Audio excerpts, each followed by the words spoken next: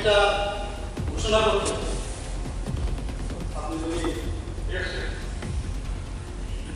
আমাদের সরকার ক্ষমতায় আসার পর মোট 3 কিস্তিতে আমরা কর্মচারী এবং পেনশনারদের জন্য ডিআরএস অ্যালাউন্স বা ডিআরএস লিভ যেটা ডিআর বলা হয় 1/3/2021 এটা 3% দিয়েছে, 1/7/2022 5% দিয়েছে, 1/12/2022 এটা ছালান মেরে 12% করেছে, ছালানি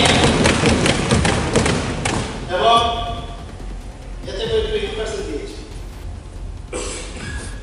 করোনা পরিস্থিতিও যখন এই রাজ্যে ছিল তখনও কিন্তু বহু রাজ্যে দেখা গেছে বেতন স্টপ করে দিয়েছে, আমাদের রাজ্যে কিন্তু স্টপ করে তখনও আমরা আমাদের এই ত্রিপুরা সরকার 3 সরকার গিয়ে আমাদের এই সরকার cash in lieu of LTC LTC যেতে হবে না তাদের পয়সা দেওয়া হয়েছে। আমি আবারও রাজ্য সরকারের কর্মচারী ও পেনশনারদের সাথে আজকে 5% দিয়ে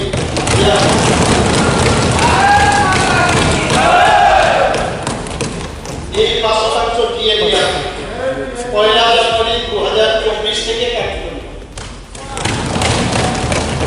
এতে বছরে কত খরচ হবে? 500 কোটি টাকা অতিরিক্ত খরচ হবে। জানেন 1% বিল হচ্ছে 105 দিয়ে দিয়েছি।